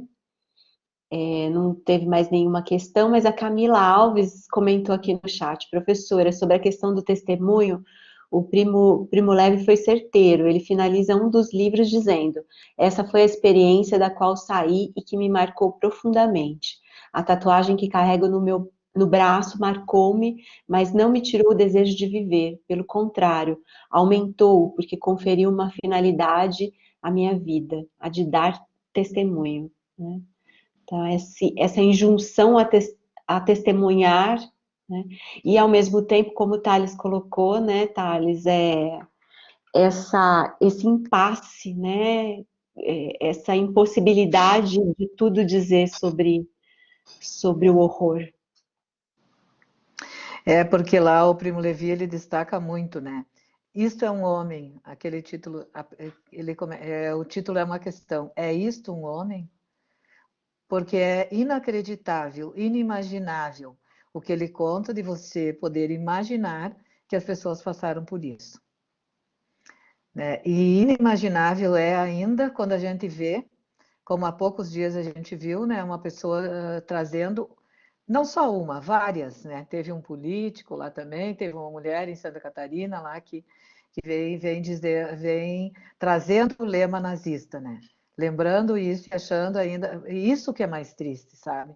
De saber que aconteceu, de saber que é inimaginável, que é terrível, e que ainda assim, né, isso continua, como o Tales falou ali, em forma de negacionismo. Significa que pode voltar a acontecer, né? Sim, sempre há um risco, né? Thales, você quer completar? Ah, eu acho que tem uma dimensão também que eu tenho explorado, e isso faz parte desse começo de trajeto na pesquisa, como que a ditadura do Brasil, essas questões sobre testemunho estão fundadas no paradigma da Segunda Guerra, da Shoah, mas como que cada formação social vai ter especificidades em relação também a esses modos regulares de testemunhar, por exemplo, eu estou entrando um pouco agora na produção de outras ditaduras também para comparar, do Chile, da Argentina e do Uruguai. Uh, Elas também têm uma produção carcerária, mas me parecem que há diferenças formais, há diferenças temáticas, então é interessante, só para pontuar, pensar também que a formação social, a história, elas produz certas regularidades, ela produz certas especificidades quando a gente pensa no campo do testemunho, quando a gente pensa nas questões ligadas à transmissão. Então, eu acho que tem essa dimensão que talvez que eu tenha tentado ultimamente também. A Marília disse aqui no chat, né, trazendo Foucault, os testemunhos funcionam como técnicas discursivas de produção de verdade e de subjetividade. Acho que tem uma diferença também, um pouco, se a gente pensar na relação com a psicanálise, não sei. Para mim tem uma diferença aí. Você Sim. quer comentar alguma coisa, Thales? O Foucault ele foi muito importante na construção dos arquivos da ditadura. O projeto Brasil Nunca Mais atribui a Foucault, a vigiar e punir, um certo processo de poder ir para o arquivo judicial do Estado sem a presença das testemunhas, sem o dizer das testemunhas que poderia ser desvalorizado, desacreditado. Então, é claro que é uma leitura enviesada do Foucault, uma leitura já datada do Foucault, mas ele entrou como um autor crucial para que, na própria construção de um arquivo da ditadura no Brasil. O Foucault, particularmente, me interessa muito o trabalho dele, não só na arqueologia do saber, mas desde a história da loucura, esse olhar que ele tem para os grandes acontecimentos, esse modo como ele constrói arquivos pensando blocos, séries, e isso está como ele mobiliza grandes massas documentais e consegue reduzi-las a certos enunciados mínimos. Isso está na história da loucura, isso está na história da sexualidade. Me interessa muito esse método de construção que ele tem do arquivo. Mas tem a questão da língua, que não é uma questão propriamente que ele fala, que eu acho que o campo da análise do discurso materialista consegue com que a gente veja, por exemplo, o funcionamento do testemunho, como que há um jogo, por exemplo, de liberdade e libertação. Então, assim, o Foucault ele é muito interessante ele tem sido um autor de referência para mim, mas eu acho que ele tem um certo limite, que é a questão da língua. Eu também acho, eu concordo aí porque eu já ouvi alguém dizer que o Foucault deve se revirar, né? Porque ele escreveu coisas que ele escreveu e as pessoas dizem que ele disse isso, disse aquilo, que ele fez isso, que ele fez aquilo, que não é, né? E justamente essa questão da verdade e aí a produção da verdade e da subjetividade é o que entra, que pega para nós, analistas de discurso, pechetianos, né, no caso, que a gente não considera que essa verdade exista. Pode haver uma técnica de produção, mas não que isso alcance êxito e se constitua mesmo numa coisa positivista que não existe, né? Quando a gente entra nesses debates aí, é muito difícil, que as pessoas querem um resultado, uma solução, e é algo que não tem como chegar, na nossa perspectiva, né? A Marília disse aqui, nem para o Foucault, né? Que para o Foucault também não existe a verdade, né? Mas existe uma verdade produzida como É isso. verdade, né? Na análise do discurso nossa também, né? Sim, mas me parece que quando a gente leva em conta a psicanálise, a verdade é sempre não toda, né? O Sim. mais importante permanece por dizer, sempre, né? E eu acho que escapa dessa posição mais voltada ao pensamento do Foucault.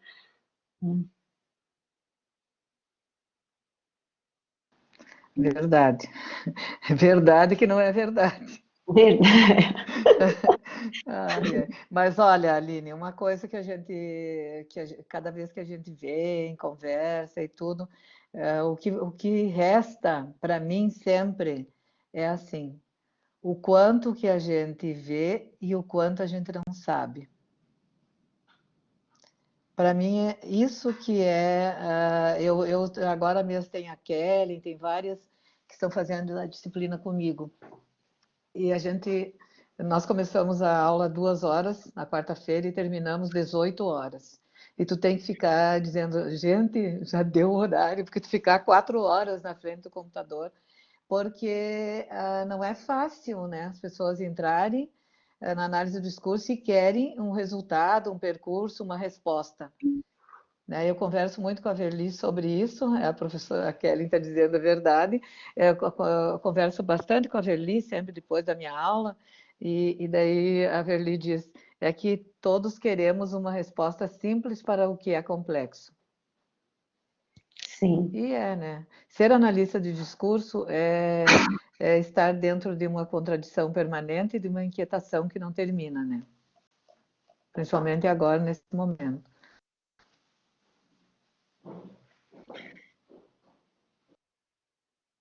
Bom, eu acho que não tem mais nenhuma pergunta, né? Acho que podemos encerrar também, porque, como a professora Cleci comentou, é muito difícil realmente a gente ficar tanto tempo na frente do computador, né? E no final de semestre, e com a sucupira também, né, professora? A Queria sucupira está pegando. tudo isso acontecendo ao mesmo tempo. Queria agradecer mais uma vez, imensamente, professora Maria Cleci, professor Tales, pelas contribuições. Foi muito, muito, muito bom, né? Me tocou profundamente, eu acredito que os participantes também. E é isso, queria agradecer aos ouvintes pela presença, pelas contribuições. E é isso. Vocês gostariam de falar mais alguma coisa para finalizar?